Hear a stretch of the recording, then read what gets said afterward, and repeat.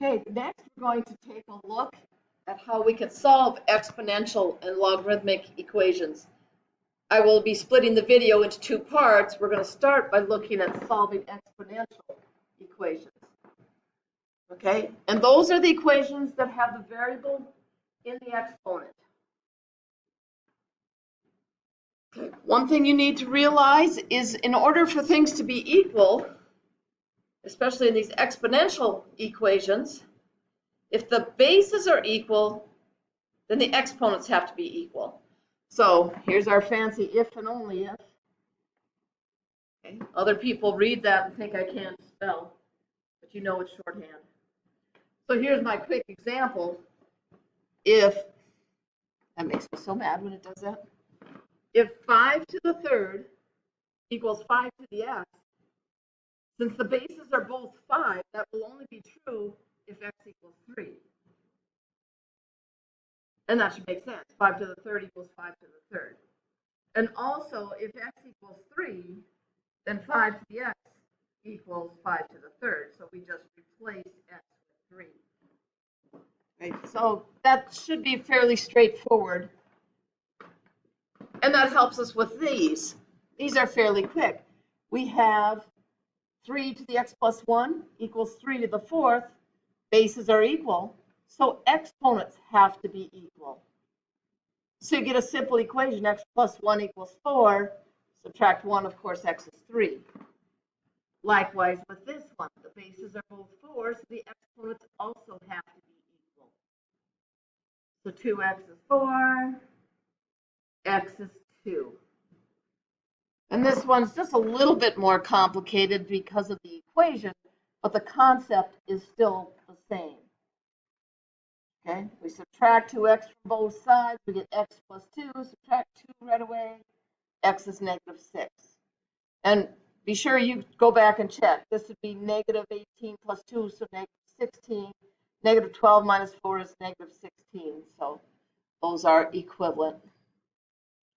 Okay, if the bases are not the same, you want to see, are they related in some way? Well, here our bases are 9 and 1/3.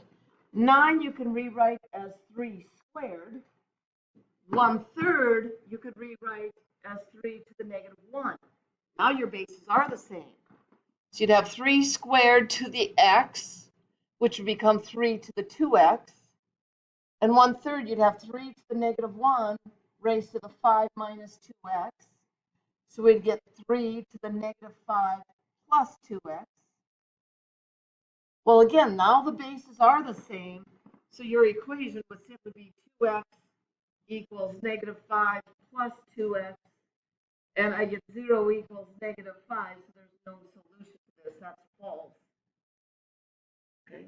I don't know if that's a good review question or a poor review question, but there's no way that these two will be equal. Okay. I probably should have had plus 2x there, and then it would have worked. Right, again, take a look at this. I guess I had 3 on the brain when I wrote these examples. Because 9, again, what I would write as 3 squared. Because 27 is 3 cubed. Okay, so I'll get 3 to the 4x equals 3 to the 3x minus 3.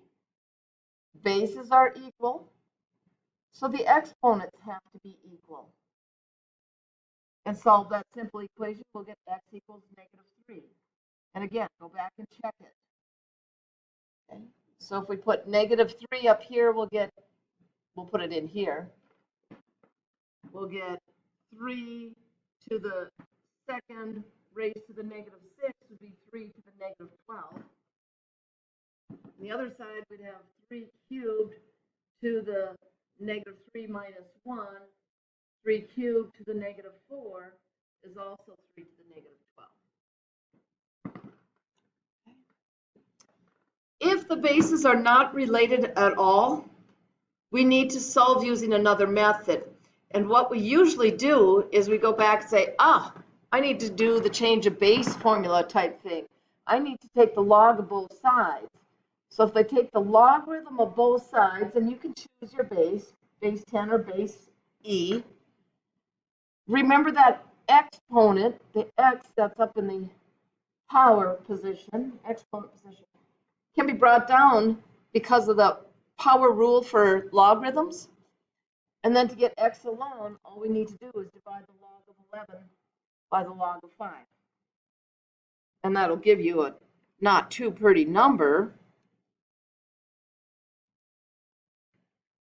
Okay, I got about 1.49. I'm not going to go too much accuracy, but that's how we would do it. Likewise with this one. This time we'll take the natural log. So I'd have x plus 2, x plus 1, excuse me, times the natural log of 2 equals the natural log of 5. And I will divide out that natural log of 2 rather than distributing it. 2. So I'd have x plus 1 equals whatever that decimal is. Natural log of 5 by natural log of 2 is 2.3219, 2.32. And subtract 1 from both sides. I'll do that. And remember, you can check these. If I raise 2 to the 2.31, because I'll 2.32, excuse me, because I'll add the 1, I better get 5. So 2 raised to that power is 5. It checks. Okay. Some application problem. Physics, chemistry, probably more so in physics at this point. Newton's law of cooling. The temperature after a certain amount of time is based on the temperature of your object originally, whether it's a hot piece of steel right out of a forge, or it's a hot cup of coffee, or whatever it happens to be.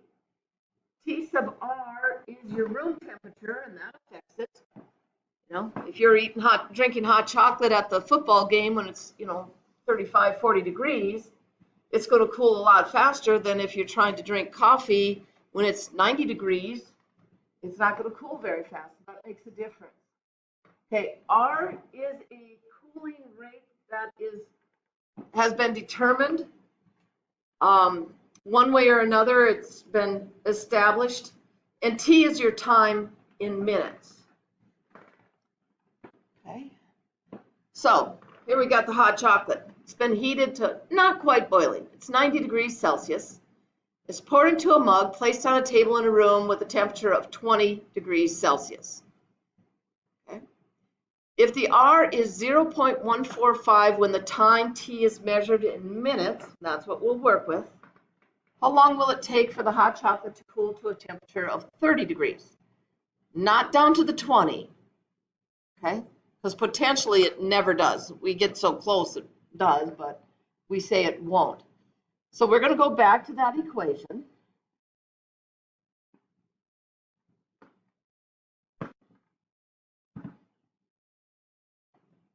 Okay, we just had it on the previous page.